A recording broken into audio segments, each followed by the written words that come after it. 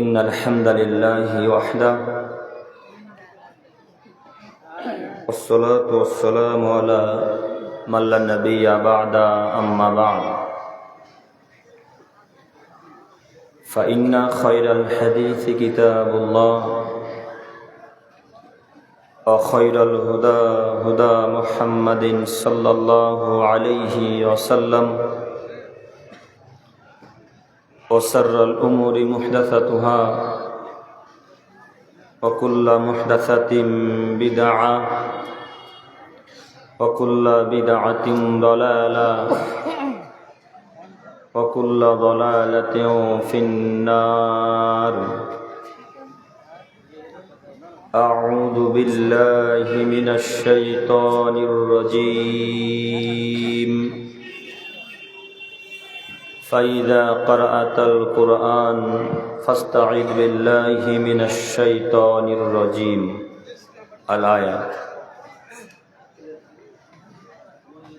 عن عبد الله بن مسعود رضي الله تعالى عنه قال قال رسول الله صلى الله عليه وسلم من قرأ بالآيتين من آخر سورة البقرة ليلة كافتها. رواه مسلم والمشكاة.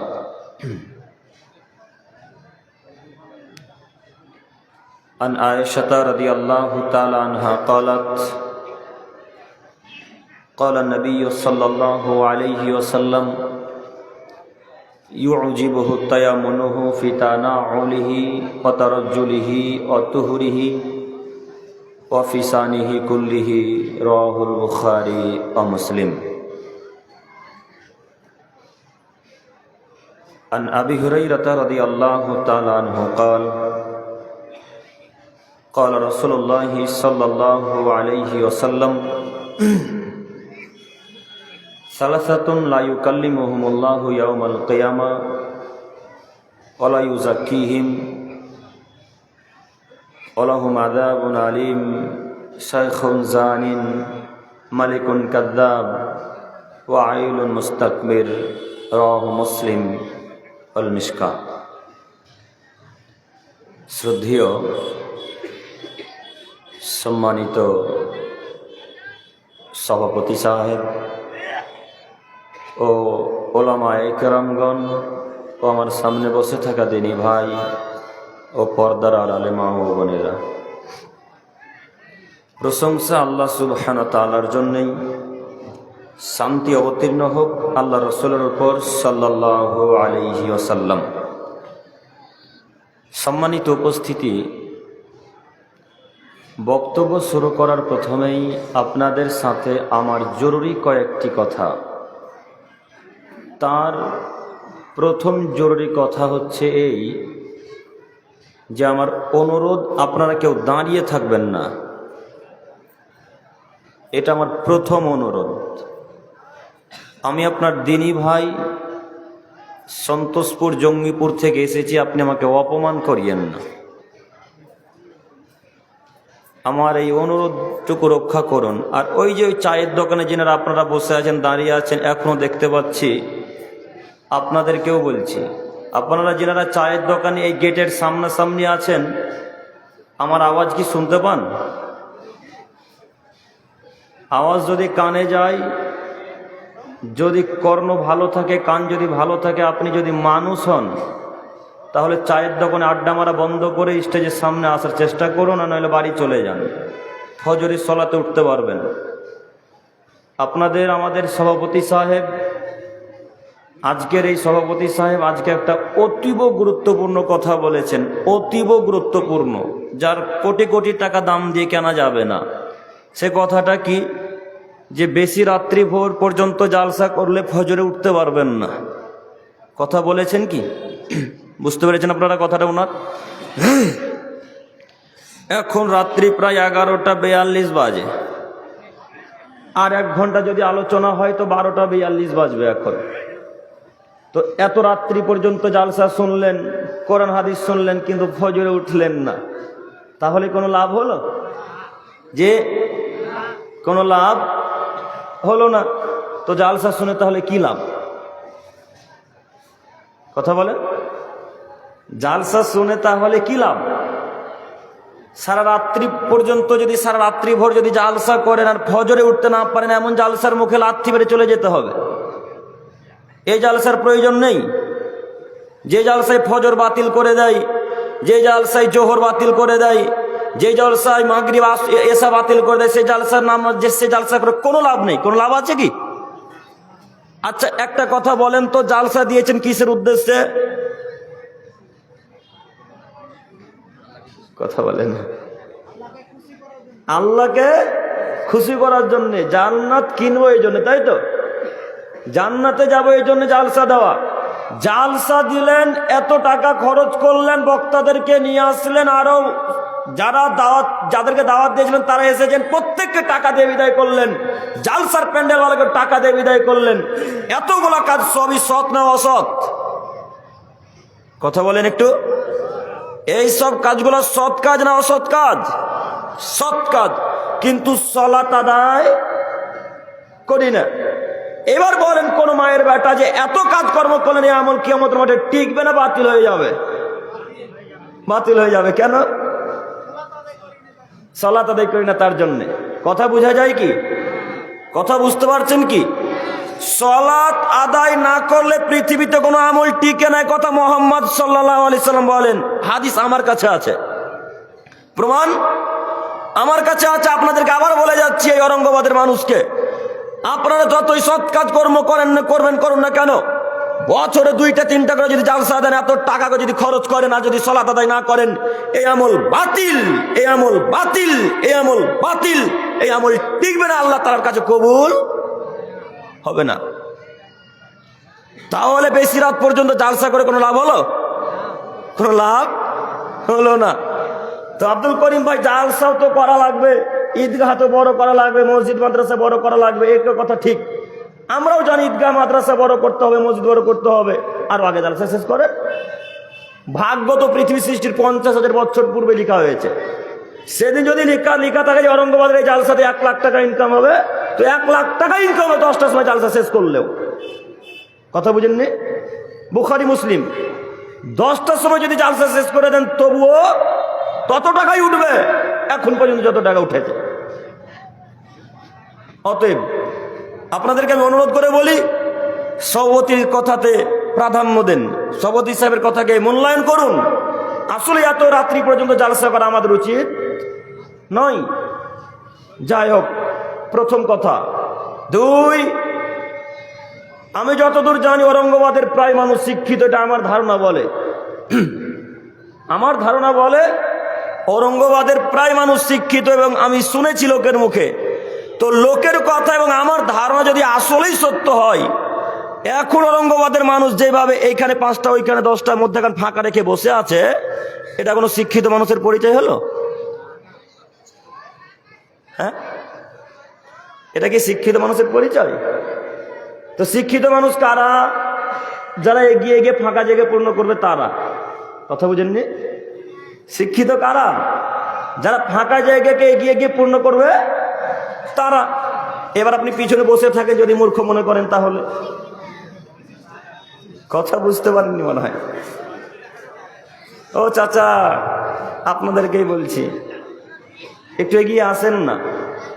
কেন এত পিছনে? আপনারা এত পিছনে কেন?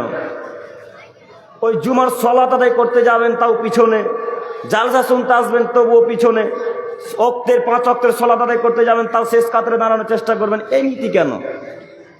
এই নীতি কেন? আল্লাহ নবী সাল্লাল্লাহু আলাইহি সাল্লাম বলছেন, মানুষ যদি জানতো প্রথম কাতারে দাঁড়ানোতে কত নেকি আছে, মানুষ যদি জানতো সালাতের আউয়াল কাতারে, প্রথম কাতারে দাঁড়ানোতে কত নেকি রয়েছে, তাহলে মানুষ লটারি করতো। লটারি করা ছাড়া মানুষের কোনো পথ আর থাকতো না। হাদিস বুখারী মুসলিম। আব্দুল করিম সাহেব, আপনি তো অন্যদিনের বক্তব্যতে বলেছেন লটারি করা হারাম, লটারি কাটা হারাম। বক্তব্য শোনেননি? জি, লটারি কাটা হারাম। আজকেও বলছি ঔরঙ্গাবাদে ওই লটারি কাটা হারাম, যে লটারি ওই সাজুর মোড়ে বিক্রি হচ্ছে। সাজুর মোড়ে লটারি বিক্রি হয় না? ওই লটারি কাটা হারাম। আর এই লটারি করা যায় যে লটারিতে টাকার হার জিত নেই। কথা বুঝেননি? ওই লটারি কাটা যায় যে লটারিতে টাকার হার জিত নেই। এই জন্য আল্লাহ নবী বললেন বুখারী মুসলিম যে মানুষ যদি জানতো তাহলে মানুষ প্রথম কাতারে দাঁড়ানোর জন্য লটারি করত। আপনাদের মসজিদে মনে করেন একটা কাতারে 20টা লোক আঁটবে, এখন নামাজ পড়তে এসেছে 100টা মানুষ, সবাই যদি প্রথম কাতারে দাঁড়াবো বলে তাহলে হবে? তাহলে এখন কি করা লাগবে? লটারি করতে হবে। 20টা লটারিতে নাম লিখতে হবে, যতজনের নাম এই কাতারে এই লটারিতে উঠবে ততজন ফার্স্ট কাতারে দাঁড়াবে। এটা হচ্ছে রাসূলের নীতি। তো আমরা তো মূল্যায়ন করি না সালাতের, তাই না? আমরা নামাজকে প্রাধান্য দিই না, আমরা আজান দেওয়াকে প্রাধান্য দিই না, আমরা সালাতকে প্রাধান্য দিই না, তাই আমরা প্রথম কাতারে দাঁড়াতে পারি না। প্রথম কাতারে দাঁড়াতে পারি না এই কথা ঠিক, কিন্তু জালসা করতে খুব পটু আমরা। হ্যাঁ, আমরা নামাজ পড়লে কথা ঠিক, কিন্তু জালসা করতে খুব পটু। নামাজ পড়লে তাতে কি আছে বেটা, গ্রামে জালসা করতে হবে, এরকম নীতি নাই মনে হয়।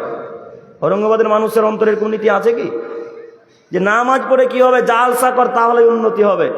অসম্ভব, কখনো নয়, অসম্ভব কখনো নয়। জুমার খুতবাতে যত মানুষের উপকার হয়, লক্ষ্য করে জালসাতে এত মানুষের উপকার হবে না। জুমার খুতবায় 30 মিনিট 35 মিনিটে যত মানুষের উপকার হয়, হাজার হাজার জালসাতে এত মানুষের উপকার হবে না। কেন? জুমার খুতবা মানুষ যত মনোযোগ সহকারে শুনে, জালসা এত মনোযোগ সহকারে মানুষ শোনে না। এখন আজকে হাজার হাজার মানুষ এসেছে, তার মধ্যে 500-700 মানুষ রাস্তাতে ঘোরাঘুরি করে। এখন কি এদের উপকার হবে বলেন?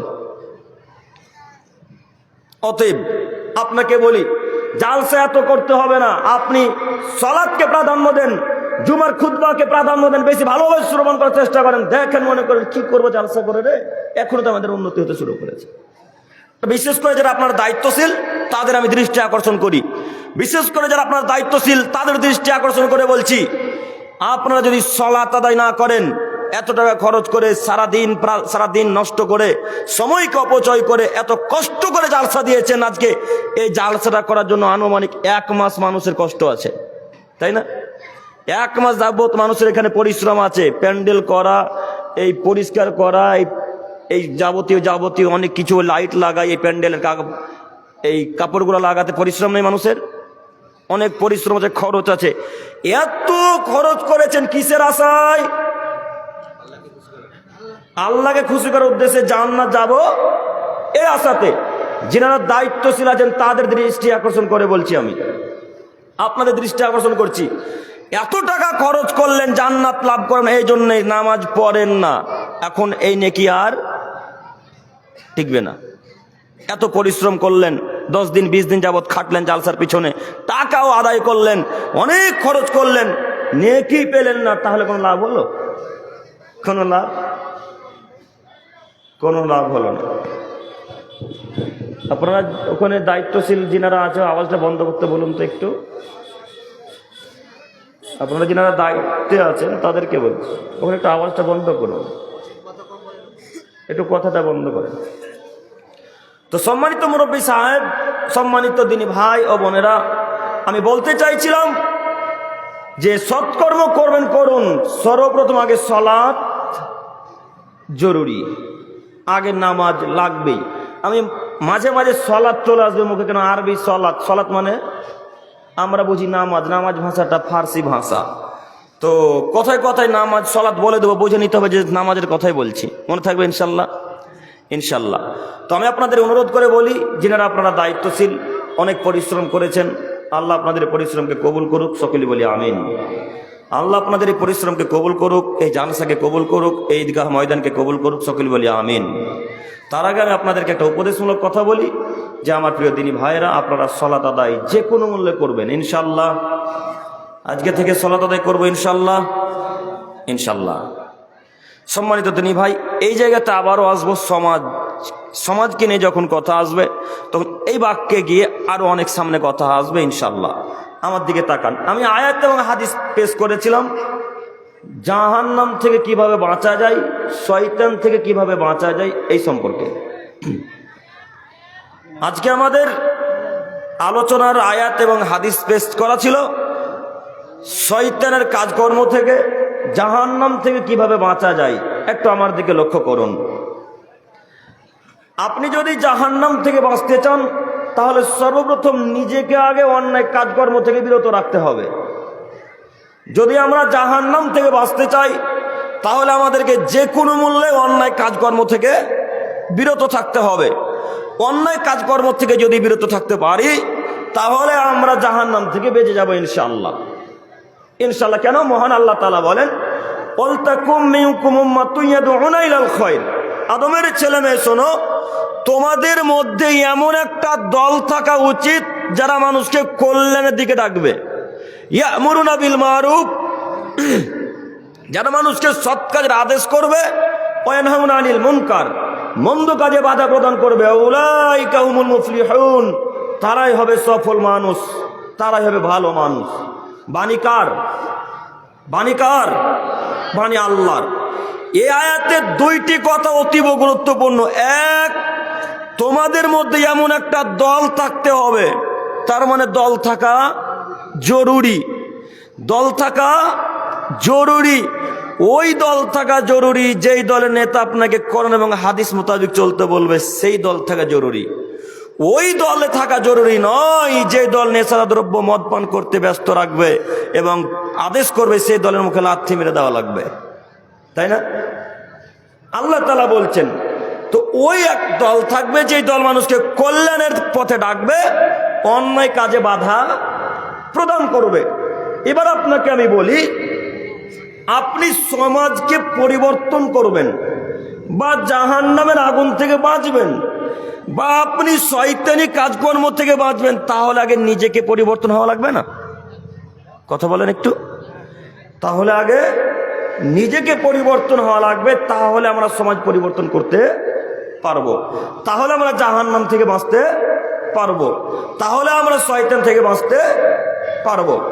এবার আপনাকে আমি বলি যে সমাজ যদি পরিবর্তন করতে চান তাহলে আগে নিজেকে পরিবর্তন হওয়া লাগবে। সমাজ যদি পরিবর্তন করতে চান তাহলে নিজেকে আগে পরিবর্তন হওয়া লাগবে একটু। আপনি গ্রামের সর্দার সাহেব, সর্দার বলেন না মোড়ল বলেন আপনারা? সর্দার। আপনি গ্রাম্য সর্দার সাহেব, আপনি গ্রামের সভাপতি সাহেব বা ক্যাশিয়ার সাহেব এই মসজিদের আন্ডারে বা কোনো একটা মসজিদের আপনারা সভাপতি, আপনারা সর্দার সাহেব, আপনারা সবাই এক জায়গায় বসে আলোচনা পেশ করছেন, বলছেন সমাজকে পরিবর্তন করা লাগবে, সমাজে মদ গাঁজা উঠিয়ে দিতে হবে, সমাজে তাস জুয়াকে উঠিয়ে দিতে হবে, সমাজে ভালো কর্ম করতে হবে, এরকম আদেশ আমাদেরকে করতে হবে। এরকম আদেশ যদি আমরা এখন করতে চাই বা আপনারা যদি করতে চান, তাহলে আগে নিজেকে, সর্দার যারা আছে, যারা দায়িত্বে আছে, তাদেরকে আগে নিজে পরিবর্তন হওয়া লাগবে, তাই না? এখন কোন দায়িত্বশীল যদি বলে গ্রামের প্রত্যেকটা যুবক ছেলেদেরকে, প্রত্যেকটা মহিলাদেরকে 5 ওয়াক্ত সালাত আদায় করতে হবে, প্রত্যেকটা ছেলে মেয়েকে, প্রত্যেকটা যুবতী নারীদেরকে বা প্রত্যেকটা বাড়ির সদস্যকে যাদের সাধারণ জ্ঞান আছে তাদেরকে 5 ওয়াক্ত সালাত আদায় করা লাগবে, এই কথা যদি কোনো সর্দার কোনো মোড়ল বলে আর সেই সর্দার সেই মোড়ল যদি সালাত আদায় না করে, তাহলে তার কথার কোনো মূল্য থাকবে? তার কথার কোনো মূল্য থাকবে না। এই জন্য তার কথার কোনো মূল্য থাকবে না। এখন যদি কোনো সর্দার বলে, এই ছেলেরা তোমাদেরকে 5 ওয়াক্ত সালাত আদায় করা লাগবে যে কোনো মূল্যে, তখন একটা ছেলে উঠে গিয়ে বলবে, ও সর্দার সাহেব আপনি যে নিজেই নামাজ পড়েন না, বলবে না? তো সমাজ পরিবর্তন হবে?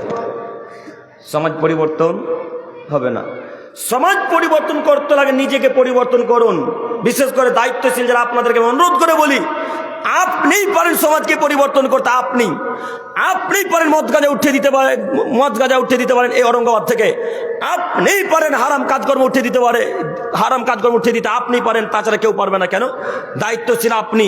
আপনাকে সমাজের মানুষ দায়িত্বে রেখেছে, আপনাকে সমাজের মানুষ কমিটি থেকে নির্ধারণ করেছে, আপনি সর্দার, আপনি সভাপতি, আপনি ক্যাশিয়ার। অতএব আপনার একটা ক্ষমতা আছে, আপনি যে ক্ষমতা প্রয়োগ করে বাক্য বলতে পারবেন, এই জনসাধারণ সেই ক্ষমতা প্রয়োগ করে কথা বলতে পারবে না। তাই অনুরোধ করে বলি, নিজে পরিবর্তন হওয়ার সাথে সাথে সমাজকে পরিবর্তন করার চেষ্টা করুন। সমাজ পরিবর্তন হলে দেশ, গ্রাম উন্নতি হবে, মসজিদ পরিবর্তন হবে, ঈদগাহ পরিবর্তন হবে, ইনশাল্লাহ এটা আমরা আশাবাদী। অতএব আপনাদেরকে আমি অনুরোধ করে বলি, নিজে পরিবর্তন হওয়ার পর ওই কাজকর্মে আদেশ করুন, ছেলেদেরকে আদেশ করুন, বাড়ির আরও সদস্য যারা আছে তাদেরকে অনুরোধ করে সালাত আদায় করতে বলুন। 1 2 যে কোনো মূল্যে অন্যায় কাজে বাধা দিতে হবে, বিশেষ করে যারা দায়িত্বশীল মানুষ তাদেরকে আগে অন্যায় কাজে বাধা দেওয়া লাগবে। একটু আপনাদের এই ঔরঙ্গাবাদে কোনো একটা জায়গাতে কোনো লোক মদ বিক্রয় করছে, বা কেউ গাঁজা বিক্রয় করছে, বা কেউ হিরোইন বিক্রয় করছে। এই গ্রামের প্রায় মানুষই জানে যে আব্দুর রহমান মদ বিক্রয় করে, এই গ্রামের প্রায় মানুষই জানে যে আব্দুল করিম গাঁজা বিক্রয় করে, এই গ্রামের প্রায় মানুষ জানে যে আব্দুল জব্বার হিরোইন বিক্রয় করে, এবং সর্দারেরাও জানে। কিন্তু সর্দারেরা এই লোকটাকে বাধা দিল না।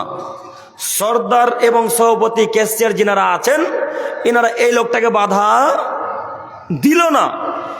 এই লোকটাকে যদি এখন অন্যায় কাজে বাধা না দেওয়া হয়, সর্দার, সভাপতি, ক্যাশিয়ার কেউ যদি বাধা না দেয় এবং গ্রামের কোনো মানুষই যদি বাধা না দেয়, তো আল্লাহর পক্ষ থেকে আযাব নেমে আসবে। কার পক্ষ থেকে? আল্লাহর পক্ষ থেকে আযাব নেমে আসবে। যখন আযাব ঔরঙ্গাবাদে চলে আসবে, তখন গ্রামের সর্দার, গ্রামের মোড়ল, গ্রাম্য ইমাম সাহেব, গ্রাম্য চেয়ারম্যান যারা দায়িত্ব আছে এবং সমস্ত গ্রামের মানুষ রবের কাছে দোয়া করবে, রবকে বলবে, ইয়া রব, হে আমাদের প্রতিপালক, তুমি আমাদের ঔরঙ্গাবাদের উপর থেকে আযাবকে উঠিয়ে নাও। আল্লাহ, তুমি ঔরঙ্গাবাদের উপর থেকে আমাদের আযাবকে, তোমার পক্ষ থেকে যে আযাব এসেছে আল্লাহ, এই আযাবকে তুমি হটিয়ে দাও। আল্লাহ, তুমি বড় দয়াবান, তুমি বড় রহমান, তুমি বড় ক্ষমাবান। আল্লাহ, এই দয়ার আশাধারী তোমাকে আমি বলি, তুমি আমাদের পক্ষ থেকে এই আযাবকে উঠিয়ে নাও। আল্লাহ, তুমি আমাদের উপর দয়া করো। মুহাম্মদ সাল্লাল্লাহু আলাইহি সাল্লাম বলছেন, এদের কারোর দোয়া কবুল করা হবে না। কেন? তাহলে কি আপনি বলতে চাইছেন আব্দুল করিম ভাই, ঔরঙ্গাবাদে কেউ সৎ মানুষ নাই? কেউ তো আছে, কেউ নেই? কেউ না কেউ তো সৎ মানুষ আছে। ঔরঙ্গাবাদে না থাকলে সাজুর মোড়ে তো কেউ আছে। সাজুর মোড় তো নাকি? সাজুর মোড়েতে কেউ আছে, কেউ না কেউ সৎ মানুষ আছেই, এ কথাই ঠিক। তো আপনাকে এবার আমি বলতে চাইছি, অন্যায় কাজে যদি মানুষ বাধা না দেয় সমাজ থেকে, বা কোনো মানুষ ওই লোকটাকে বাধা যদি না দেয়, আল্লাহর পক্ষ থেকে অতি সত্তর আযাব নেমে আসবে। তখন গ্রামের সবাই আল্লাহর কাছে দোয়া করবে, কিন্তু আল্লাহ কারোর দোয়া কবুল করবেন না। কেন? কেন বুঝতে পারেননি বক্তব্য? কেন আল্লাহ কবুল করবেন না বলেন দেখি? অন্যায় কাজে বাধা দেননি, এই জন্যে। আমার কথা আপনারা বুঝতে পারেন কি? পারছেন তো? অন্যায় কাজে বাধা যদি না দেন, তাহলে আল্লাহ আপনার দোয়া কবুল করবেন না। বাণী মুহাম্মদ সাল্লাল্লাহু আলাইহি সাল্লামের হাদিস আমার কাছে আছে। অতএব আপনাকে আমি বলতে চাইছি, কোন মানুষ জানে না যে বিড়ি বিক্রয় করা হারাম? কেউ জানেন না আপনারা? একজন হাত তোলেন তো যে জানি না। হাত তোলেন না গো। কোন মানুষ জানে না যে গাঁজা বিক্রয় করা হারাম? জানেন না আপনারা? জানেন। কোন মানুষ জানে না যে ওই তিরাঙ্গা, মুন্না খৈনি না কি বলো ওইগুলোকে গো, তিরাঙ্গা, মুন্না খৈনি বিক্রয় করা হারাম? কে জানেন? হাত তোলেন দেখি। জানেন না আপনারা? না জানেন কি? জানেন। এগুলো তো আরো অনেক পাপ আছে, এগুলো সাধারণত বললাম। মদ বিক্রয় করা হারাম, আপনারা জানেন না? আপনাদের গ্রামের লোক মদ বিক্রয় করে না? করে। একদিনও বাধা দিয়েছেন? বাধা দেননি। বিশেষ করে প্রত্যেকটা মানুষকে বাধা দেওয়া লাগবে। প্রত্যেকটা মানুষকে বলতে হবে, ভাইয়া শুনেন, আপনি মদ বিক্রয় করিয়েন না ভাই। যদি করাই লাগে সাজুর মোড় থেকে বাইরে গিয়ে, ঔরঙ্গাবাদ থেকে বাইরে চলে গিয়ে অন্য কোথাও মদ বিক্রয় করতে হবে। এই গ্রামে মদ বিক্রয় করা যাবে না। এই বাক্য সর্বপ্রথম বলতে হতো যারা দায়িত্বশীল তাদেরকে। কেন দায়িত্ব তাদেরকে দেওয়া হয়েছে? একটু এবার আপনাকে বলে একটা হাদিস পেশ করি। আনাস ইবনে মালিক রাদিয়াল্লাহু তাআলা আনহুর হাদিস, সহিহ মুসলিম মিসকাতের। আনাস ইবনে মালিক রাদিয়াল্লাহু তাআলা আনহু বলেন, রাসূলুল্লাহ সাল্লাল্লাহু আলাইহি ওয়াসাল্লাম বলেছেন, আলা কুল্লুকুম রাইন, আদমের ছেলেমেয়ে তোমরা শোনো, প্রত্যেকটা মানুষ প্রত্যেকের জন্য দায়িত্বশীল। প্রত্যেকটা মানুষকে আল্লাহ তাআলা দায়িত্ব দিয়েছেন। অকুল্লুকুম মাসউলুন আন রায়াতিহি, এবং প্রত্যেকটা আদমের ছেলে মেয়েকে তার দায়িত্ব সম্পর্কে কিয়ামতের মাঠে জিজ্ঞাসা করা হবে। প্রত্যেকটা আদমের ছেলে মেয়েকে, প্রত্যেকটা আদমের ছেলে মেয়েকে তার দায়িত্ব সম্পর্কে জিজ্ঞাসা করা হবে। বাপকে জিজ্ঞাসা করা হবে তার ছেলে মেয়ে সম্পর্কে, মাকে জিজ্ঞাসা করা হবে তার ছেলে মেয়ে সম্পর্কে, স্বামীকে জিজ্ঞাসা করা হবে তার স্ত্রী সম্পর্কে, মাকে জিজ্ঞাসা করা হবে তার ছেলে মেয়ে সম্পর্কে। এক কথায় যে যা দায়িত্বে আছে, যে যা দায়িত্বে আছে প্রত্যেকটা লোককে আল্লাহ তাআলা কিয়ামতের মাঠে জিজ্ঞাসা করবেন। এই কথা যদি আল্লাহ তাআলা ওখানে কিয়ামতের মাঠে বলেন, ও অরঙ্গাবাদের সর্দার সাহেব, ও জঙ্গিপুরের ক্যাশিয়ার সাহেব, ও ডাকবাংলার সর্দার সাহেব, আপনাদের গ্রামে মদ বিক্রয় হচ্ছিল, আপনাদের গ্রামে গাঁজা বিক্রয় হচ্ছিল, আপনাদের গ্রামে হিরোইন বিক্রয় হচ্ছিল, একজনও বাধা দিয়েছেন? একজনে গিয়ে নিষেধ করেছেন? তখন আপনি বলবেন, লা, আল্লাহ আমি বাধা দিইনি। তখন আল্লাহ তাআলা আপনাকে জাহান্নামে নিক্ষেপ করবে। তখন কি করবেন? কথা বুঝতে পারেননি মনে হয়। কথা আমার বুঝতে পারছেন কি? দায়িত্ব সম্পর্কে প্রত্যেকটা মানুষকে জিজ্ঞাসা করা হবে। দায়িত্বে যারা আছে তাদেরকে সর্বপ্রথম নিষেধ করা উচিত। তাদেরকে নিষেধ করা উচিত যে ভাইয়া যদি বিক্রয় করায় লাগে ঔরঙ্গাবাদ থেকে উঠে গিয়ে দূরে কোথাও বিক্রয় করতে হবে, সাজুর মোড় থেকে উঠে গিয়ে দূরে কোথাও বিক্রয় করতে হবে। আমাদের ঔরঙ্গাবাদ সাজুর মোড়ে তুমি এই হারাম কাজকর্ম করতে পারবে না। বাধা যদি আমরা না দিই সেটা আমাদের অহংকার, সেটা আলাদা বিষয়। বাধা যদি না দিই সেটা আপনাদের ব্যাপার, আপনাদের অহংকার আছে, তাই বাধা দেন না। আপনি হয়তো মনে করছেন আব্দুল করিমের বলার কাজ বলবে, আল্লাহ নবী বলার কাজ বলে চলে গেছেন। কি হয়েছে? কি হয়েছে? কি হয়েছে বুঝতে পারেন না তো? ক্যালিফোর্নিয়া পুড়ছে এখন আগুন, দেখতে পান না ইউটিউব ফেসবুকে? ক্যালিফোর্নিয়া পুড়ে না গো? কথা বলে নাই নারা, পুড়ছে তো। তো ওই যে আগুন এখন তাদের শহর জ্বলছে, কালকে ঔরঙ্গাবাদ জ্বলবে না তার কোনো গ্যারান্টি আছে? যে যেই পরিমাণ অন্যায় কাজ সেখানে শুরু হয়েছিল, যেই পরিমাণ অন্যায় কাজ সেখানে শুরু হয়েছিল, জেনা থেকে শুরু করে যা যা কাজ হারাম কাজ কর্ম আছে সব ওখানে চলতো। জানেন আপনার ইতিহাস? প্রায় লোক ইতিহাস জানে, বিশেষ করে যারা 4G 5G ফোন ব্যবহার করে। যে বিশেষ করে যারা 4G ফোন 5G ফোন ব্যবহার করে তারা প্রায় লোক ওখানকার ইতিহাস জানে। যত নোংরা কাজ, যত অশ্লীল ভিডিও, যত খারাপ কাজ কর্ম সব ওখান থেকে শুরু। এই কাজ হয়তো আল্লাহ তাআলাকে খারাপ লাগার কারণে হয়তো তাদেরকে তাদের জন্য আযাব দিয়েছে। তো বলতে পারেন আল্লাহর পক্ষ থেকে আযাব কিনা? আমরা বলতে পারবো না আল্লাহর পক্ষ থেকে আযাব কিনা। কেন? এখন তো ওহী আসে না। এখন ওহী আসে কি? এখন তো ওহী আসা বন্ধ। যদি আযাব হতো তো আল্লাহ নবীকে এসে বলে দিত এটা আল্লাহর পক্ষ থেকে আযাব, তখন বোঝা যেত এটা আল্লাহর পক্ষ থেকে আযাব। তো যাই হোক, এটা একটা শাস্তি। আল্লাহ ছাড় দেন কিন্তু একেবারে ছেড়ে দেয় না। এই আয়াতকে আপনাদের মাঝে নিয়ে আসেন এবার। এই আয়াতকে আপনাদের মাঝে নিয়ে আসেন এবার। আপনি যে আজকে সাজুর মোড়ে লোকটাকে বাধা দিলেন না, আপনাদের ঔরঙ্গাবাদের মদ বিক্রেতাকে বাধা দিলেন না, কাল যদি আপনার উপরে, আপনাদের গ্রামের উপরে আযাব নেমে আসে, তাহলে আপনি তখন কি করবেন? কি করবেন তখন? সম্মানিত দায়িত্বশীলগণ, আমি আপনার ভাইয়ের মতো, সম্মানিত দায়িত্বশীলগণ, আমি আপনার ছেলের মতো আপনার কাছে আমি অনুরোধ করি, আপনাদেরকে আমি অনুরোধ করে বলতে চাইছি যে আপনি যে কোনো মূল্যে তাদেরকে বাধা দেওয়ার চেষ্টা করুন, যে কোনো মূল্যে। আব্দুল করিম ভাই, বাধা দিতে পারছি না, ওরা আমাদের থেকে শক্তিশালী মানুষ। আব্দুল করিম ভাই, বাধা দিতে পারছি না, ওরা আমাদের থেকে শক্তিশালী মানুষ। তো পদ এখন ছেড়ে দেওয়া লাগবে, সর্দারি পদ থেকে ছেড়ে চলে আসতে হবে, সর্দারি পদ ছেড়ে দিতে হবে, সভাপতি কেসের পদ ছেড়ে দিয়ে বাড়িতে এসে বসে থাকতে হবে। তবু সর্দারি আর করবো না ইনশাল্লাহ। কথা বুঝেননি? সর্দারির কাজ আর করবো না ইনশাল্লাহ। বাধা যদি দিতে না পারেন তাহলে দায়িত্ব ছেড়ে দিতে হবে।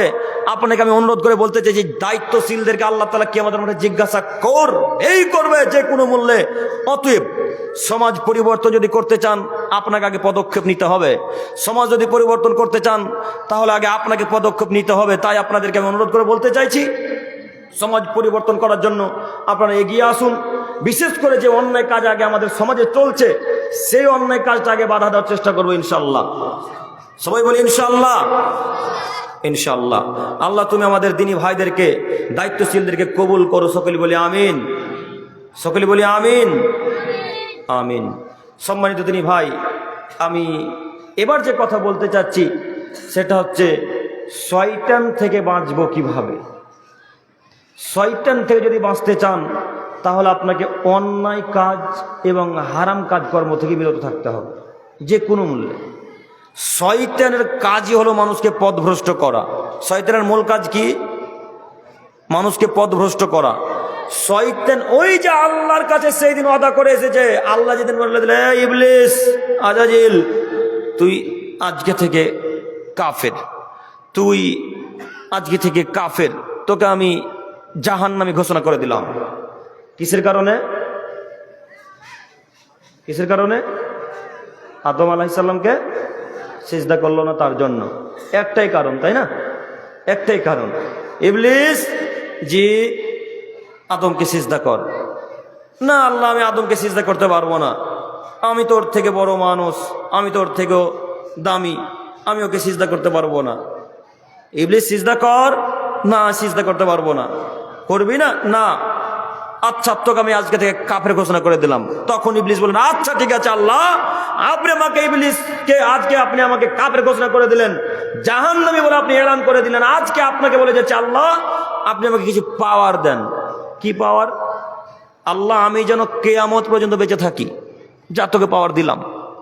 আল্লাহ আমি যেন আদম সন্তান রগে রগে চলতে পারি, তাদের সিরাতে সিরাতে চলতে পারি, এই ক্ষমতা দিতে হবে, যা তোকে পাওয়ার দিলাম। পাওয়ার দিয়েছে কে? আল্লাহ।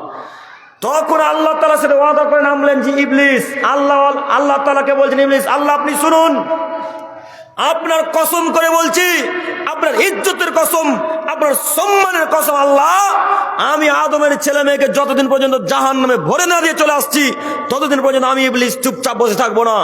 আমি ইবলিস যতদিন আপনার আদমের ছেলে মেয়েকে, আপনার বান্দা বান্দিকে আমি যতদিন পর্যন্ত জাহান্নামে ভরে না দিয়ে চলে আসছি ততদিন পর্যন্ত আমি ইবলিস চুপচাপ থাকবো না। আল্লাহ বললেন আচ্ছা ঠিক আছে, তোমার কথা মেনে নিলাম। এবার আল্লাহ তাআলা ইবলিসকে বলছেন ইবলিস শোন, আমিও তোর সাথে ওয়াদা করেছি, তুই আমার দিকে একবার তাকা। ইবলিস তুই আমার দিকে একবার তাকা, আমার কথা স্মরণ কর, আমি তোকে বলছি তুই শোন। আমার আদমের ছেলে মেয়ে পাপ করতে করতে করতে করতে করতে করতে করতে যদি আসমান পরিপূর্ণ পাপ করে, আমার আদমের ছেলে মেয়ে যদি পাপ করতে করতে করতে করতে গোটা জমিন সম পরিমাণ পাপ করে, এতগুলা পাপ করার পর একবার যদি আমাকে এসে বলে আল্লাহ তুমি তো দয়াবান, আল্লাহ তুমি তো ক্ষমাবান, আল্লাহ তুমি তো রহমান, আল্লাহ তোমার কাছে ভিক্ষা চাইছি মাবুদ, অজান্তে এতগুলা পাপ করে বসেছি, আল্লাহ অজান্তে আমি এত বড় বড় পাপ করে বসেছি, আল্লাহ আমি জানতাম না, আল্লাহ তুমি তো দয়াবান, তুমি তো ক্ষমাশীল, আল্লাহ তুমি ক্ষমা করো, আল্লাহ তুমি ক্ষমা করো, আল্লাহ তুমি ক্ষমা করো। এইভাবে কোনো আদমের ছেলে মেয়ে যদি আমার কাছে একবার ভিক্ষা চাই ইবলিস শোন, আমি আমার আদমের ছেলে মেয়ের সব পাপকে ক্ষমা করে দেব।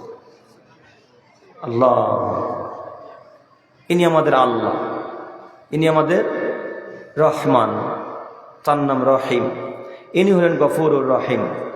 একবারও ভিক্ষা চেয়েছেন আল্লাহর কাছে? একবারও চাইনি। একবারও ভিক্ষা চাইলাম না আল্লাহর কাছে। কিছু চাইতে হয় আল্লাহর কাছে, বারবার চাইতে হয়, একবার দুইবার নয়, বারবার চাইতে হয়। পাপের জন্য কোনো কোনো সময় রাতের বেলায় উঠে কান্নাকাটি করতে হয়। যাই হোক, আমি এদিকে আবারও আসবো। তো ওই যে ইবলিস আল্লাহর সাথে ওয়াদা করে নেমেছে, তাই তো ইবলিস আমার আপনার পিছনে এত লেগে আছে, তাই তো ইবলিস আমার আপনার পিছনে লেগে আছে। আপনাকে আমাকেও পথভ্রষ্ট করবে, তারপরে চুপচাপ বসে থাকবে, এটা আল্লাহর সাথে ওয়াদা তার। তো আপনাকে বলছে আপনি পাপ করবেন, এ কথাই ঠিক। মানুষ আমরা পাপ করবে কথাই ঠিক। পাপ হয়ে যাওয়ার সাথে সাথে কার কাছে ভিক্ষা চাইবো? আল্লাহর কাছে। সঙ্গে সঙ্গে একটা সহিহ মুসলিম মিসকাতের হাদিস আছে, আল্লাহ নবী বলছেন আদমের ছেলেমেয়েরা যদি পাপ না করত, আদমের ছেলেমেয়েরা যদি পাপ না করত, আদমের ছেলেমেয়েরা যদি পাপ না করত, তাহলে আল্লাহ তাআলা আদমের ছেলে মেয়েদেরকে হটিয়ে দিতেন। তাহলে আল্লাহ সুবহানাহু ওয়া তাআলা আদমের ছেলে মেয়েদেরকে হটিয়ে দিতেন। আদমের ছেলে মেয়েকে হটিয়ে দিয়ে আল্লাহ তাআলা এমন একটা জাতিকে সৃষ্টি করতেন, এমন একটা কওমকে আল্লাহ সৃষ্টি করতেন, যে কওম পাপ করত আর আল্লাহর কাছে ভিক্ষা চাইতো, পাপ করত আর আল্লাহর কাছে ভিক্ষা চাইতো, বারবার পাপ করত, বারবার আল্লাহকে বলতো আল্লাহ ভুল হয়েছে ক্ষমা করো। আর আমাদের আল্লাহ বারবার মানুষকে ক্ষমা করতেন। আল্লাহু আকবার। হাদিস সহিহ মুসলিম মিসকাতে। হাদিসের অর্থ বোঝা গেল কি? তার মানে আল্লাহর নবী এখানে বোঝাতে চাইছেন মানুষ পাপ করবে এবং আল্লাহর কাছে ক্ষমাও চাইবে। যে আল্লাহর কাছে ক্ষমা চাইবে সে হলো সব থেকে দামি মানুষ, সব থেকে ভালো মানুষ। অতএব আপনাকে আমি অনুরোধ করে বলতে চাইছি, শয়তানের কুমন্ত্রণায় আমরা পড়ে যাই, একথাই ঠিক। শয়তানের অতীব পাওয়ার, অনেক শক্তি। যখনই মন্তরে খারাপ চিন্তা ভাবনা আসবে, যখনই নোংরা চিন্তা ভাবনা আসবে, তখন সঙ্গে সঙ্গে বলবেন আউযু বিল্লাহি মিনাশ শাইতানির রাজিম। মনে থাকবে না এই দোয়াটুকু? মনে হয় এই বাক্যটুকু মনে থাকবে ইনশাআল্লাহ। সঙ্গে সঙ্গে কি বলবো? আউযু বিল্লাহি মিনাশ শাইতানির রাজিম। সঙ্গে সঙ্গে অন্তর হয়তো কোনো একটা খারাপ চিন্তা ভাবনা নিয়ে চলে এলো, অন্তর হয়তো খারাপ কথা ভাবছে যে এখন যদি বোর্ডের দোকানে বসে থাকতাম, বোর্ড খেলতাম তো ভালো হতো মনে হয়। এরকম চিন্তা ভাবনা আসে না? আসে কি? এরকম চিন্তা ভাবনা, হাজার রকমের খারাপ চিন্তা ভাবনা অন্তরে শয়তান নিয়ে আসবে। যখনই চিন্তা ভাবনা খারাপ চলে আসবে তখন সঙ্গে সঙ্গে কি বলবো? আউযু বিল্লাহি মিনাশ শাইতানির রাজিম। মনে থাকবে ইনশাআল্লাহ। আজকের আলোচনাতে, আজকের জালসাতে এই দোয়াটা মনে মুখস্থ করে যাবো বাড়িতে ইনশাআল্লাহ। এখান থেকে এটা তো সবার মুখস্থ আছে, তাই না? আচ্ছা, এটা সবার মুখস্থ আছে। এবার তাহলে নতুন শিখিয়ে দিই একটা আমার দিকে তাকান। শয়তান থেকে বাঁচার উপায়, শয়তান থেকে কিভাবে বাঁচবো তার উপায় আজ থেকে 1450 বছর পূর্বে মুহাম্মদ সাল্লাল্লাহু আলাইহি সাল্লাম ঘোষণা করেছেন। আচ্ছা, আমি আপনাদেরকে যতবার এই মায়েকে আবার যে কোনো সময় যখনই নাম নেব মুহাম্মদ সাল্লাল্লাহু আলাইহি সাল্লামের, ততবার আপনাদেরকে কি বলতে হবে? যে সাল্লাল্লাহু আলাইহি সাল্লাম। কেউ বলছেন? কই বলছেন? সবার মুখ তো চুপচাপ দেখছি আমি। যতবার আল্লাহ নবী নাম শুনবেন ততবার কি বলবেন? সাল্লাল্লাহু আলাইহি সাল্লাম বলবেন। ততবার কি বলবেন? সাল্লাল্লাহু আলাইহি সাল্লাম বলবেন। ইয়া নবী সালাম আলাইকুম বলতে শুরু করে দেবেন না আবার। হ্যাঁ, এটা হলো দরুদ। ইয়া নবী সালাম আলাইকুম দরুদ নয়। আসসালাতু ওয়াসসালামু আলাইকা রাসূলুল্লাহ দরুদ নয়, সালাত নয়। বোঝা যায়নি? এটা হলো দরুদ। এই হাদিসের পরিপ্রেক্ষিতে ওই 3 নম্বর শ্রেণীর পচা হানাফি হুজুরেরা বলছে যে দরুদ বলা যাবে। তখন আজানের পরে পরে শুরু করে দিল, ইয়া নবী সালাম আলাইকা। শুনেননি? ইয়া রাসূল সালাম আলাইকা, ইয়া হাবিব সালাম আলাইকা। শুনেছেন কি? এটাও দরুদ। আর সাল্লাল্লাহু আলাইহি সাল্লাম, এটাও দরুদ। আল্লাহুম্মা সাল্লি ওয়া সাল্লিম আলা নাবিয়ানা মুহাম্মদ, এটাও দরুদ। দরুদ কটা বললাম? কটা দরুদের নাম বললাম? 3টা। 3টার মধ্যে প্রথম যেই দরুদ দুটা বললাম সাল্লাল্লাহু আলাইহি সাল্লাম এক, আল্লাহুম্মা সাল্লি ওয়া সাল্লিম আলা নাবিয়ানা মুহাম্মদ, এটা একটা। এই দরুদ দুটা সহি, এই দরুদ দুটা সহি। আরো অনেক দরুদ আছে, আরো অনেক দরুদ সহির মধ্যে এই দরুদ পড়ে না। ইয়া নবী সালাম আলাইকা, ইয়া রাসূল সালাম আলাইকা, এই দরুদ সহি হাদিসের মধ্যে পড়ে না। এমন কোন মায়ের বেটা অরঙ্গবাদ যদি প্রমাণ করে দিতে পারে যে ইয়া নবী সালাম আলাইকা বলা জায়েজ, ইয়া নবী সালাম আলাইকা বলা জায়েজ, কোন মায়ের বেটা যদি প্রমাণ করে দিতে পারে ঈদগাহর ময়দানে, জিন্দেগি তার বক্তব্য দেবো না। আজকে আলোচনা শেষ করে দেবো ইনশাআল্লাহ। জিন্দেগিতে বক্তব্য দেবো না। কোন মায়ের বেটা বললো ইয়া নবী সালাম আলাইকা বলা যাবে? এই 3 নম্বর শ্রেণীর পচা বদ হানাফি, অশিক্ষিত বদ হুজুর প্রমাণ করেছে, অশিক্ষিত বেহায়া নোংরা হুজুর বলেছে ইয়া নবী সালাম আলাইকা বলতে হবে, আসসালাতু ওয়াসসালামু আলাইকা রাসূলুল্লাহ বলা লাগবে। অসম্ভব, কখনো নয়।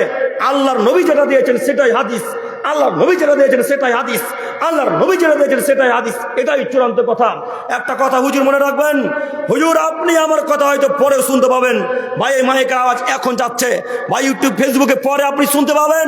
আপনাকে চ্যালেঞ্জ করে যাচ্ছি, আপনাকে চ্যালেঞ্জ করে যাচ্ছি, আবার আপনাকে চ্যালেঞ্জ করলাম। কোন মানুষ যদি প্রমাণ করে দিতে পারে ইয়া নবী সালাম আলাইকা বলা জায়েজ, আসসালাতু ওয়াসসালামু আলাইকা রাসূলুল্লাহ বলা জায়েজ, কেউ যদি প্রমাণ করে দিতে পারে, আর সেদিন থেকে বক্তব্য দিব না, সেদিন থেকে বক্তব্য দিব না, সেদিন থেকে বক্তব্য দিব না। আজকে শেষ করে দেবো। যেই দিন কেউ প্রমাণ করে দেবে সেই দিন থেকে শেষ করে দেবো বক্তব্য ইনশাআল্লাহ। একটা কথা হুজুর মাথায় রাখবেন, হাদিসের মুহাম্মদ সাল্লাল্লাহু আলাইহি ওয়াসাল্লাম বলেছেন, মান কাযাবা আলাইহি মুতাম্মিদান ফালিয়াতাবাওয়াহু মাকাদা মিনান নার। ও বক্তা সাহেবেরা, ও হুজুরেরা, তোমরা শোনো, সারা পৃথিবীর মানুষকে আল্লাহ তাআলা কেন্দ্র করে বলছেন, একটা কথা যদি আমার নামে বলো আর সেই কথা যদি আমার না হয়, তাহলে তোমাদের থাকার জায়গা, তোমাদের থাকার জায়গা জাহান্নাম। আল্লাহ তাআলা নিজে বলছেন, আল্লাহ রাসূল সাল্লাল্লাহু আলাইহি সাল্লাম নিজে বলছেন, হাদিস সহিহ মুসলিম ও মিসকাতের। এতটুকু হাদিস আপনার ব্রেনে থাকে না, কিন্তু ভুলভাল জয়ীফ হাদিস ঠিকই মুখস্থ থাকে। এতটুকু বুখারী মুসলিমের হাদিস মনে থাকে না, মান কাযাবা আলাইয়া মুতাম্মিদান ফালিয়াতাবাওয়াহু মাকাদাহু মিনান নার। হাদিসটা কি খুব বড়? হাদিসটা কয়েকটা বাক্যের, এতটুকু ছোট সই হাদিস মনে থাকে না, কিন্তু ইয়া নবী সালাম আলাইকা বলতে বলতে বলতে কত দূর যে যায়। আমি আর জানি না, এত পর্যন্তই জানি। কত দূর যে গিয়ে ঠেকায়, ওর জাল জয়ীব কথা ঠিকই মনে থাকবে, সহি হাদিস ওর মনে থাকবে না। ঠিক আপনাদের আমাদের মতো আমরা আপনারা জাল জয়ীব দোয়া বলি, তার মধ্যে একটা হচ্ছে আস্তাগফিরুল্লাহ রব্বি মিন কুল্লি যামবি ওয়া আতুবু ইলাইহি। বলেন না? কে কে বলেন? হাত তোলেন তো দেখি, বলেন। আর হাত তুলেন না গো, বলেন না আপনারা? আস্তাগফিরুল্লাহ রব্বি মিন কুল্লি যামবি ওয়া আতুবু ইলাইহি। আজকের পর থেকে দোয়া চলবে না, আজকের পর থেকে দোয়া চলবে না। আব্দুল করিম ভাই, কেন চলবে না? হাদিস সহি নয় তাই চলবে না। কথা বুঝেননি? হাদিস সহি নয় তাই চলবে না। তো এর পরিবর্তে কি বলবো? আস্তাগফিরুল্লাহাল্লাযী লা ইলাহা ইল্লা হুয়াল হাইয়ুল কাইয়্যুম ওয়া আতুবু ইলাইহি, আস্তাগফিরুল্লাহ ওয়া আতুবু ইলাইহি, আস্তাগফিরুল্লাহাল্লাযী লা ইলাহা ইল্লা হুয়াল হাইয়ুল কাইয়্যুম ওয়া আতুবু ইলাইহি। মনে থাকবে ইনশাআল্লাহ, মনে থাকবে ইনশাআল্লাহ। শয়তান হাজার রকম দ্বারা মানুষকে বিভ্রান্ত করতে চায়, তার আরেকটা হচ্ছে জয়ীব হাদিস দিয়ে, জয়ীব কথা দিয়ে। শয়তান মানুষকে বিভ্রান্ত করতে যায়, অনেক রকম ব্যবস্থা করে, অনেক কাজকর্ম করে। তার এটা একটা যে জয়ীব হাদিস কর্ম দিয়ে, জয়ীব কাজকর্ম দিয়ে। একটু কথা আপনাকে বলি, একটা কথা মাথায় রাখবেন, যেই বাক্যের প্রমাণ নেই, যেটার প্রমাণ নেই, সে কথা আমরা মানবো না ইনশাল্লাহ। পারবো ইনশাল্লাহ? মনে থাকবে না? মনে থাকবে ইনশাল্লাহ। আপনাদের গ্রামে এখন দোয়া চলে না মনে হয়? চলে? হ্যাঁ, নিজে নিজে আপনি সারাদিন করেন না? সারাদিন করেন। চলে কি জামাতবদ্ধ ভাবে? আর চলে না আলহামদুলিল্লাহ। জানাজার ময়দানে চলে, গোরস্থানে চলে না আলহামদুলিল্লাহ। হ্যাঁ, কিছু কিছু জায়গায় চলে। আজান কোথায় হচ্ছে? কবরের সামনে।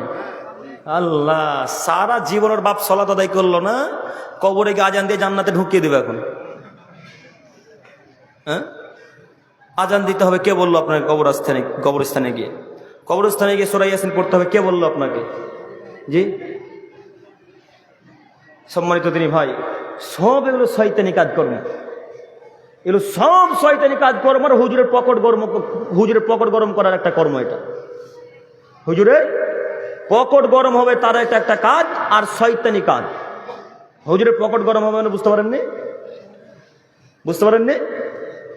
তাহলে আপনারা বুঝেও কেন করছেন গো? আপনারা মিলাদ ওই বাড়ি উদ্বোধনও করেন মনে ঔরঙ্গাবাদের মানুষ, বাড়ি উদ্বোধন করেন না? এখন আর হয় না, না? আলহামদুলিল্লাহ। আল্লাহ তুমি আমাদের দিনী ভাইদেরকে, ঔরঙ্গাবাদের মানুষকে কবুল করো, সকলে বলি আমিন। সম্মানিত মুরব্বী সাহেব, সম্মানিত দিনী ভাই, আমি আপনাকে বারবার যেটা অনুরোধ করে বলতে চাইছি যে আমরা যে কোনো মূল্যে শয়তানিক কাজকর্ম থেকে বিরত থাকবো, শয়তান থেকে বিরত থাকবো ইনশাল্লাহ, ইনশাল্লাহ। আব্দুল করিম ভাই, শয়তান থেকে বিরত থাকার আরো কয়েকটি উপায় বলে যান। শয়তান থেকে বিরত থাকার আরো কয়েকটি উপায় বলে যাচ্ছি। তার একটি হচ্ছে, যখন স্ত্রী মিলন করবেন তখন দোয়া বলে স্ত্রী মিলন করবেন। কথা শুনতে খারাপ লাগলেও এ কথাই সত্য। হাদিস সহিহ মুসলিম মিসকাত। আল্লাহ নবী সাল্লাল্লাহু আলাইহি সাল্লাম বলেন, আদমের ছেলে মেয়ে, আমার উম্মতি তোমরা শোনো, হক কথা বলতে লজ্জাবোধ করো না, হক কথা বলতে লজ্জাবোধ করো না। আচ্ছা, দুয়াটা আগে বলি তারপরে। উকবা বিন আমির জুহানী রাদিয়াল্লাহু তাআলা আনহু থেকে বর্ণিত, তিনি বলেন, রাসূল সাল্লাল্লাহু আলাইহি সাল্লাম বলেছেন, ইযা আরাদা ইয়াতি আহলিহি, পৃথিবীর যুবকগণ, পৃথিবীর মানুষ, ইদা আরাদা আইয়াতি আহলিহি, যখন তোমাদের মধ্যে কোনো মানুষ তার স্ত্রীর কাছে যাওয়ার ইচ্ছা পোষণ করবে। হাদিসের অর্থটা ভালোভাবে শ্রবণ করবেন। যখন তোমাদের মধ্যে কোনো মানুষ তার স্ত্রীর নিকটে যাওয়ার ইচ্ছা পোষণ করবে, ফালিয়াকুল, সেও গিয়ে বলবে, বিসমিল্লাহি আল্লাহুম্মা জান্নিবনা শাইতান ওয়া জান্নিবিশ শাইতানা মা রাযাকতানা। এই দোয়া বলতে কে বলছেন?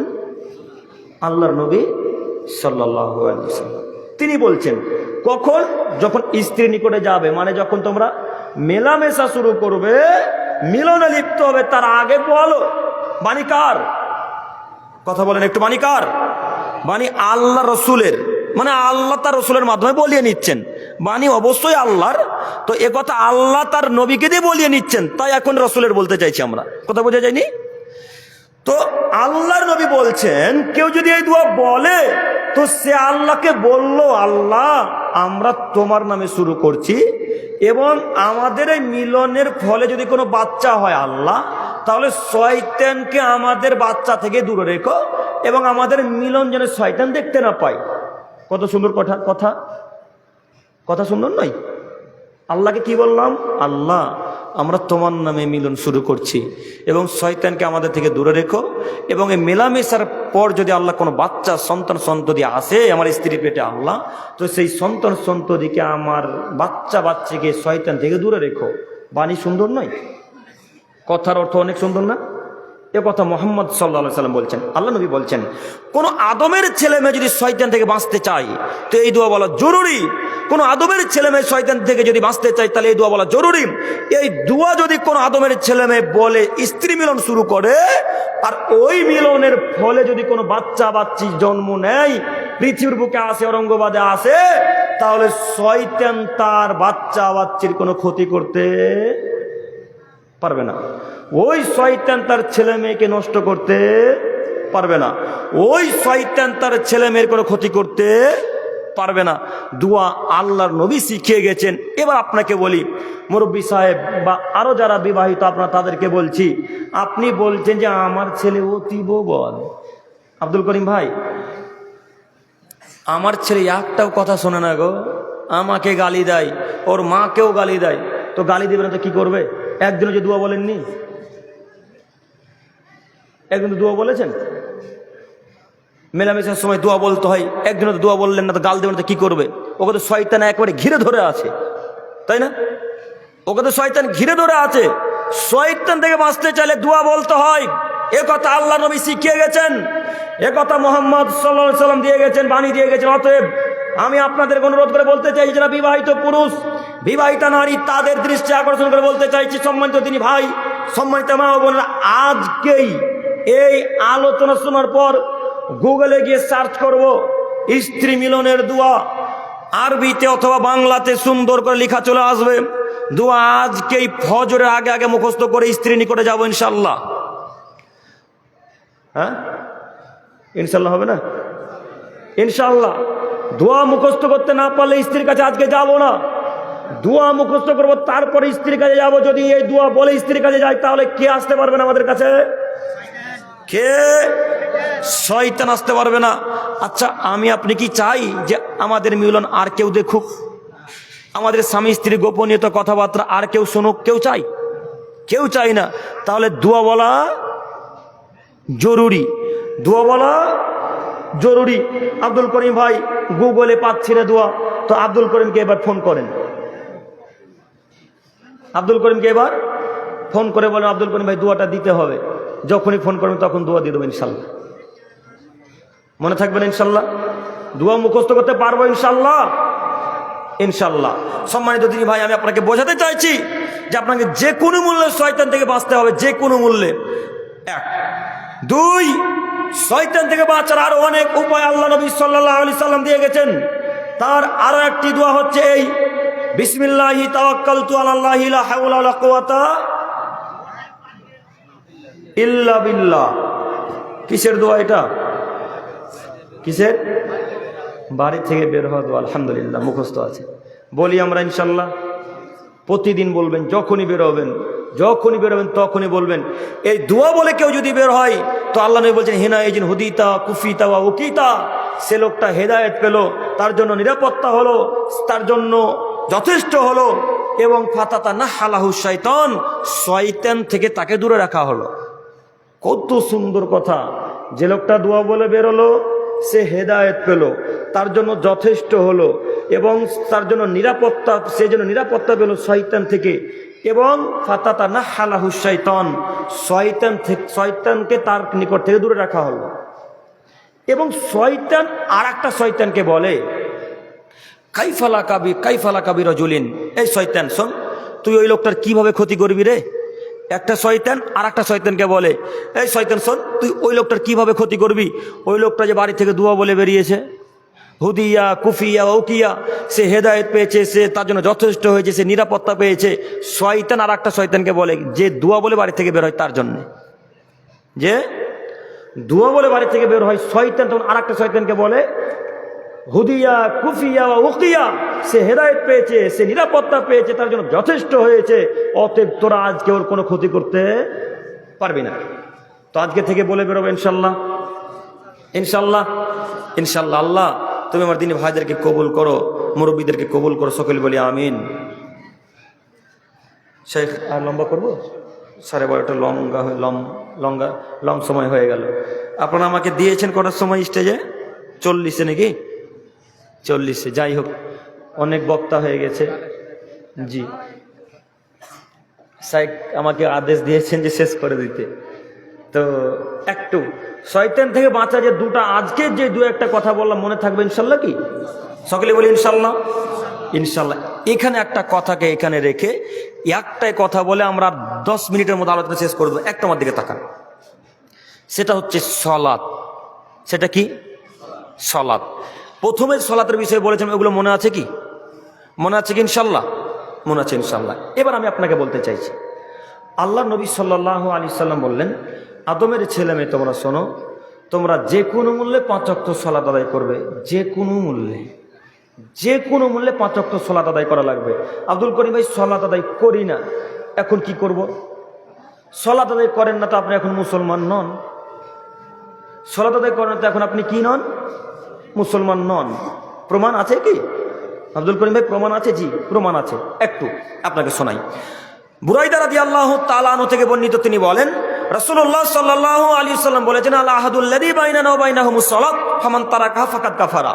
পৃথিবীর মানুষ তোমরা শোনো, মুসলমানের মাঝে কাফের মাঝে পার্থক্য হচ্ছে সালাত। মুসলমানের মাঝে কাফের মাঝে পার্থক্য কি? সালাত। যে সালাত আদায় করলো সে মুসলিম, যে সালাত আদায় করলো না সে কাফের। কথা বলতে ভয় লাগছে নাকি? একটা হাদিস এখানে রাখলাম, আর একটা হাদিস বলি। আব্দুল্লাহ ইবনে আব্বাস রাদিয়াল্লাহু তাআলা আনহু বলেন, রাসূলুল্লাহ সাল্লাল্লাহু আলাইহি সাল্লাম বলেছেন, সামি'তু রাসূলুল্লাহ সাল্লাল্লাহু আলাইহি সাল্লাম ইয়াকুল, আমি আল্লাহর নবীকে বলতে শুনেছি, তিনি বলেছেন, বাইনাল আবদি ওয়া বাইনাশ শিরকি ওয়াল কুফরি তারকুস সালাত। পৃথিবীর মানুষ তোমরা শোনো, মুসলমানের মাঝে কাফের মাঝে পার্থক্য হচ্ছে সালাত। মুসলমানের মাঝে কাফের মাঝে পার্থক্য হচ্ছে সালাত। যে সালাত আদায় করলো সে মুসলিম, যে সালাত আদায় করলো না সে কাফের। যে নামাজ পড়লো সে মুসলিম, যে নামাজ পড়লো না সে কাফের। এবার আপনাকে বলি, যে সালাত আদায় করলো সে মুসলিম এ কথাই চূড়ান্ত, যে সালাত আদায় করলো না সে কাফের এ কথাই ঠিক। এখন আমি আপনাদের উদ্দেশ্যে ঔরঙ্গাবাদের মানুষকে বলছি, এই ঔরঙ্গাবাদে মুসলিম হিসেবে যদি বসবাস করতে চান তাহলে যে কোনো মূল্যে 5 ওয়াক্ত সালাত আদায় করতে হবে।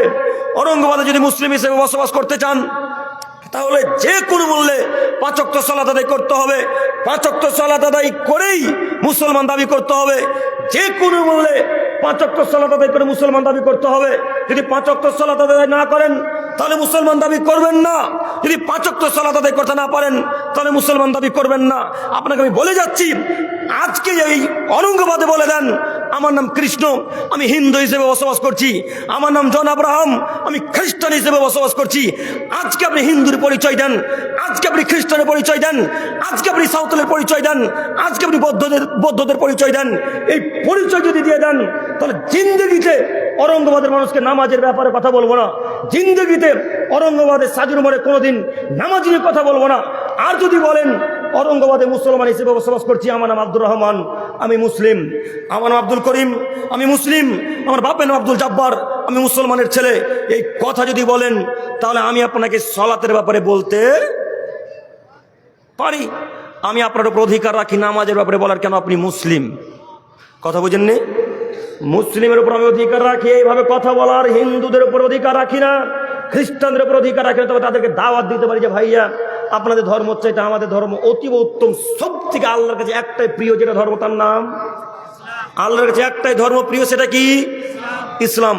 হিন্দু ভাইদেরকে দাওয়াত এইভাবে দিতে পারি যে আপনারা কোনোদিনও জান্নাতে যাবেন না। আপনি যদি জাহান্নামের আগুন থেকে বাঁচতে চান তাহলে আপনাকে এই পথে আসা লাগবে। সম্মানিত তিনি ভাই, আপনাকে আমি অনুরোধ করে বলি, নামাজ আদায় না করে নিজেকে মুসলমান দাবি করিয়েন না। আপনাকে আমি শতদিন বক্তব্যের মাঝে বলেছি যে নামাজ পড়ে তার কোনো আমল কবুল হবে না, যে নামাজ পড়ে তার কোনো আমল কবুল হবে না, যে নামাজ পড়ে তার কোনো আমল কবুল হবে না। একটা কথা বলি এবার, ওই দূর মক্কা থেকে হজ করে এসেছেন, মক্কা থেকে হজ করে আসার পরে এক ওয়াক্ত সালাত আদায় করেন না। উমরা হজ পালন করে এসেছেন, উমরা হজ পালন করে এসে আর নামাজ পড়েন না, এখন এই নামাজ টিকবে? এখন এই উমরা হজের নাকি টিকবে? জি টিকবে?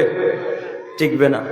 তাহলে সব এবাদতের কবুল শর্ত কি? সালাত। সব এবাদত কবুলের শর্ত কি? সালাত। আমি বোঝাতে পেরেছি আশা করি, ইনশাল্লাহ। ইনশাল্লাহ। সম্মানিত দিনী ভাই, আর অনেক কথা বলার ছিল, যদিও সময় শেষ, তাই আমি আপনাদেরকে জি সম্মানিত দিনী ভাই, অনেক কথা বলার ছিল, যদিও রাত্রি অনেক হয়ে গেছে, গভীর হয়ে গেছে, ফজরে উঠার ব্যাপার আছে, তাই না? ফজরে উঠবো ইনশাল্লাহ সবাই।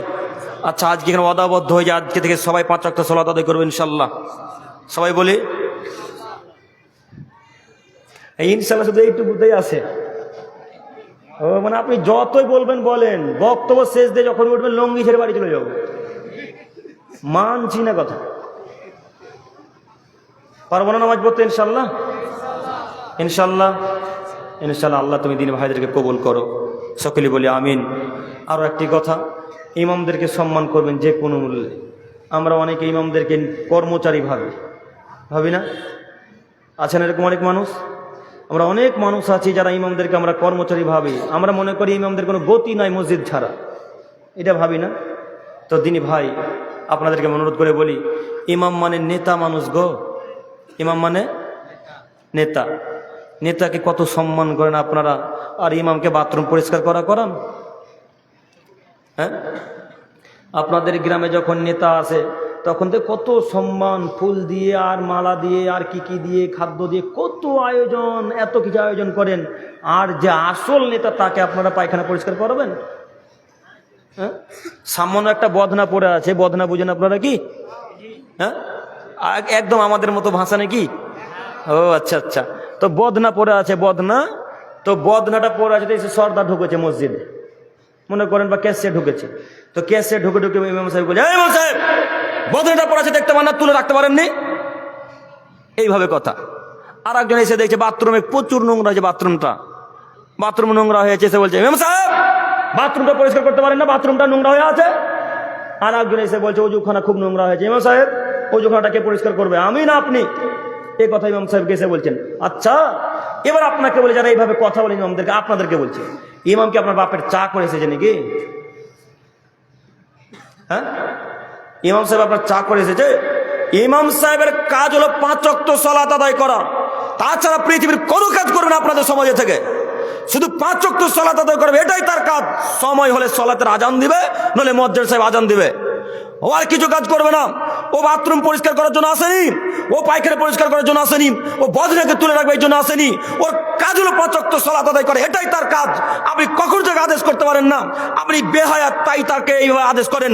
আপনি অসভ্য মানুষ, তাই তাকে এইভাবে আদেশ করেন। আপনাকে অনুরোধ করে বলে যাচ্ছি, আপনি বাথরুম পরিষ্কার করবেন। এই গ্রামে যারা সর্দার, এই গ্রামে যারা ক্যাশিয়ার, এই গ্রামে যারা মোড়ল, তারা বাথরুম পরিষ্কার করবে, ইমাম সাহেব নয়। এই গ্রামে যারা ক্যাশিয়ার, তারা অজুখানা পরিষ্কার করবে, ইমাম সাহেব নয়। এই গ্রামে যারা সর্দার, তারা পায়খানা পরিষ্কার করবে, ইমাম সাহেব নয়। ইমাম সাহেব অতীব উচ্চ সম্মানের মানুষ, বড় সম্মানের মানুষ ইমাম সাহেব। ইমাম মানে নেতা মানুষ, তাকে সম্মান দেওয়ার অধিকার আপনাদের। যে কোনো মূল্যে আজকের পর থেকে সম্মান দেব ইনশাআল্লাহ। আজকের পর থেকে আর পায়খানা বাথরুম পরিষ্কার করতে বলবো না ইনশাআল্লাহ, আপনাকে পরিষ্কার করতে হবে। আব্দুল করিম ভাই, আমি যে